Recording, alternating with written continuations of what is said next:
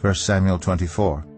After Saul returned from pursuing the Philistines, he was told, "David is in the desert of En-Gedi."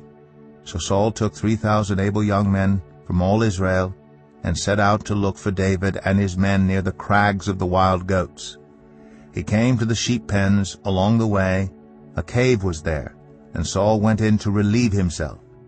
David and his men were far back in the cave.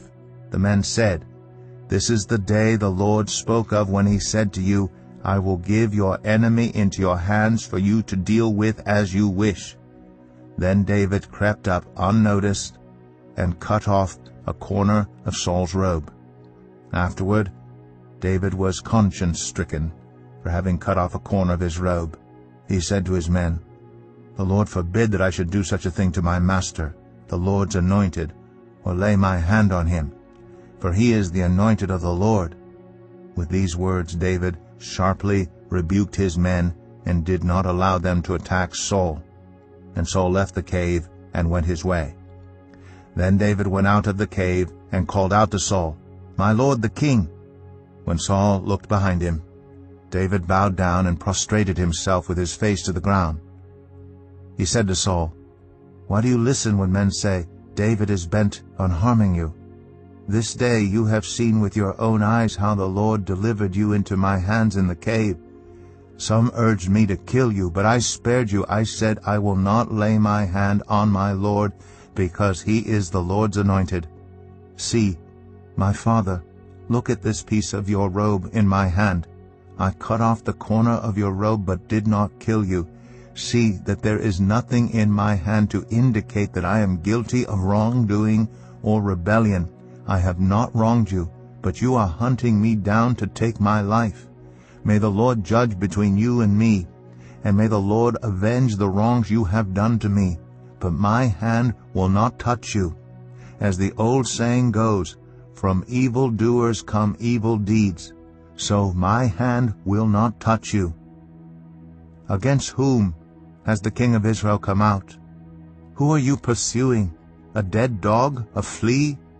May the Lord be our judge and decide between us.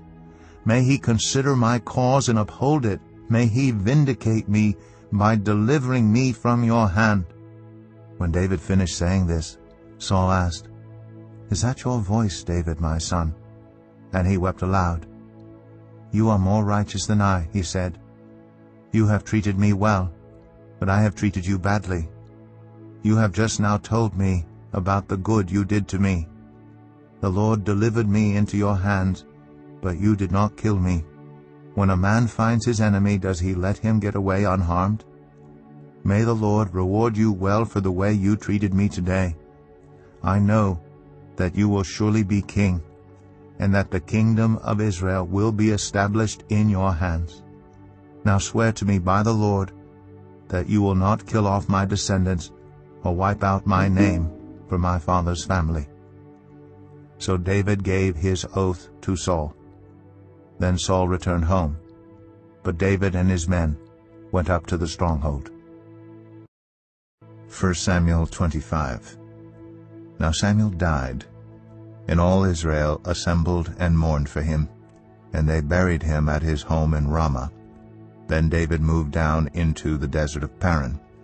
A certain man of Maon, who had property there at Carmel, was very wealthy. He had 1,000 goats and 3,000 sheep, which he was shearing in Carmel. His name was Nabal, and his wife's name was Abigail. She was an intelligent and beautiful woman, but her husband was surly and mean in his dealings. He was a Calebite. While David was in the wilderness, he heard that Nabal was shearing sheep. So he sent 10 young men and said to them, "Go up to Nabal at Carmel and greet him in my name. Say to him, 'Long life to you, good health to you and your household, and good health to all that is yours. Now I hear that it is sheep shearing time. When your shepherds were with us, we did not mistreat them, and the whole time they were at Carmel nothing of theirs was missing. Ask your own servants, and they will tell you. Therefore be favorable toward my men, since we come at a festive time. Please give your servants and your son David whatever you can find for them.' When David's men arrived, they gave Nabal this message in David's name. Then they waited. Nabal answered David's servants, "Who is this David? Who is this son of Jesse? Many servants are breaking away from their masters these days. Why should I take my bread and water and the meat I have slaughtered for my shearers and give it to men coming from who knows where?" David's men turned around and went back. When they arrived, they reported every word. David said to his men, "Each of you strap on your sword." So they did, and David strapped his on as well. About 400 men went up with David, while 200 stayed with the supplies. One of the servants told Abigail, Nabal's wife, "David sent messengers from the wilderness to give our master his greetings, but he hurled insults at them. Yet these men were very good to us. They did not mistreat us, and the whole time we were out in the fields near them nothing was missing. Night and day they were a wall around us the whole time we were herding our sheep near them. Now think it over and see what you can do, because disaster is hanging over our master and his whole household. He is such a wicked man that no one can talk to him." Abigail acted quickly. She took 200 loaves of bread, 2 skins of wine, 5 dressed sheep, 5 seahs of roasted grain, 100 cakes of raisins, and 200 cakes of pressed figs, and loaded them on donkeys. Then she told her servants, "Go on ahead, I'll follow you." But she did not tell her husband, Nabal. As she came riding her donkey into a mountain ravine, there were David and his men descending toward her, and she met them. David had just said, "It's been useless, all my watching over this fellow's property in the wilderness so that nothing of his was missing. He has paid me back evil for good. May God deal with David, be it ever so severely, if by morning I leave alive one male of all who belong to him."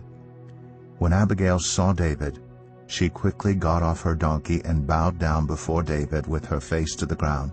She fell at his feet and said, "Pardon your servant, my lord, and let me speak to you. Hear what your servant has to say.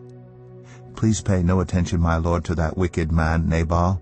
He is just like his name. His name means fool, and folly goes with him.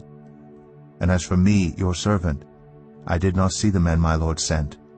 And now, my lord, as surely as the Lord your God lives, and as you live, since the Lord has kept you from bloodshed, and from avenging yourself with your own hands, may your enemies and all who are intent on harming my lord be like Nabal.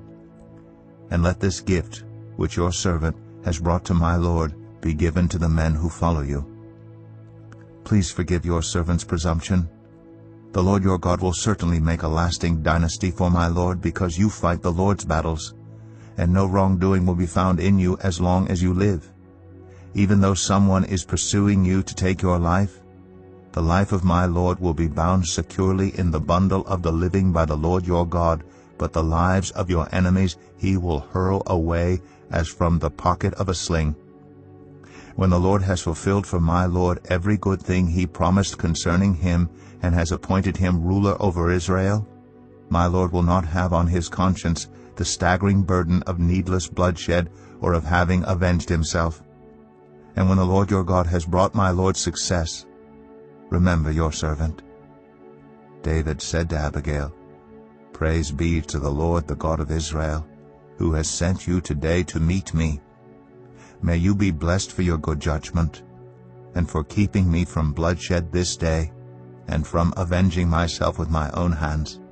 Otherwise, as surely as the Lord, the God of Israel, lives, who has kept me from harming you, if you had not come quickly to meet me, not one male belonging to Nabal would have been left alive by daybreak."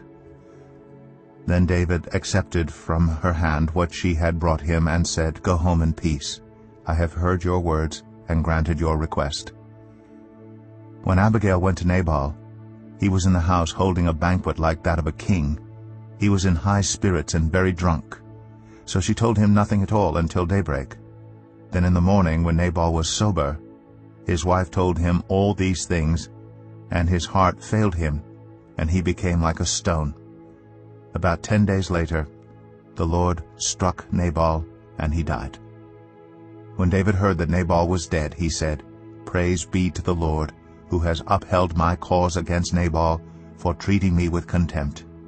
He has kept his servant from doing wrong and has brought Nabal's wrongdoing down on his own head."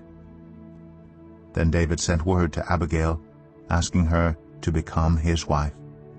His servants went to Carmel and said to Abigail, "David has sent us to you to take you to become his wife." She bowed down with her face to the ground and said, "I am your servant, and am ready to serve you and wash the feet of my Lord's servants." Abigail quickly got on a donkey, and attended by her 5 female servants, went with David's messengers and became his wife. David had also married Ahinoam of Jezreel, and they both were his wives. But Saul had given his daughter Michal, David's wife, to Paltiel, son of Laish, who was from Galim. 1 Samuel 26. The Ziphites went to Saul at Gibeah and said, "Is not David hiding on the hill of Hachilah, which faces Jeshimon?" So Saul went down to the desert of Ziph with his 3,000 select Israelite troops to search there for David. Saul made his camp beside the road on the hill of Hachilah, facing Jeshimon. But David stayed in the wilderness. When he saw that Saul had followed him there, he sent out scouts and learned that Saul had definitely arrived. Then David set out and went to the place where Saul had camped. He saw where Saul and Abner, son of Ner, the commander of the army, had lain down. Saul was lying inside the camp, with the army encamped around him. David then asked Ahimelech the Hittite and Abishai, son of Zeruiah, Joab's brother, "Who will go down into the camp with me to Saul?" "I'll go with you," said Abishai. So David and Abishai went to the army by night, and there was Saul, lying asleep inside the camp with his spear stuck in the ground near his head. Abner and the soldiers were lying around him. Abishai said to David, "Today God has delivered your enemy into your hands. Now let me pin him to the ground with one thrust of the spear. I won't strike him twice." But David said to Abishai, "Don't destroy him. Who can lay a hand on the Lord's anointed and be guiltless? As surely as the Lord lives," he said, "the Lord himself will strike him, or his time will come and he will die, or he will go into battle and perish. But the Lord forbid that I should lay a hand on the Lord's anointed. Now get the spear and water jug that are near his head, and let's go." So David took the spear and water jug near Saul's head, and they left. No one saw or knew about it, nor did anyone wake up. They were all sleeping, because the Lord had put them into a deep sleep.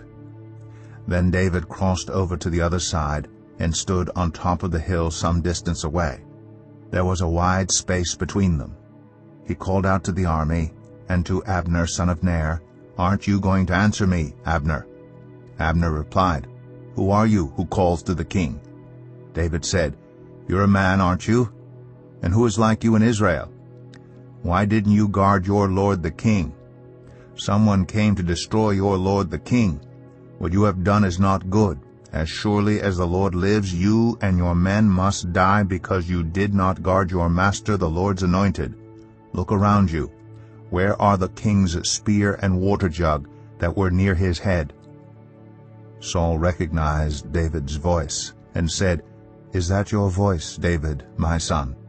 David replied, "Yes, it is, my lord the king." And he added, "Why is my lord pursuing his servant? What have I done, and what wrong am I guilty of? Now let my lord the king listen to his servant's words. If the Lord has incited you against me, then may he accept an offering. If, however, people have done it, may they be cursed before the Lord. They have driven me today from my share in the Lord's inheritance and have said, 'Go serve other gods.' Now, do not let my blood fall to the ground far from the presence of the Lord. The king of Israel has come out to look for a flea, as one hunts a partridge in the mountains." Then Saul said, "I have sinned. Come back, David, my son, because you considered my life precious today. I will not try to harm you again. Surely I have acted like a fool and have been terribly wrong." "Here is the king's spear," David answered. "Let one of your young men come over and get it. The Lord rewards everyone for their righteousness and faithfulness."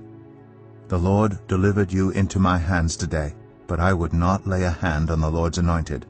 As surely as I valued your life today, so may the Lord value my life, and deliver me from all trouble." Then Saul said to David, "May you be blessed, David my son. You will do great things, and surely triumph." So David went on his way, and Saul returned home.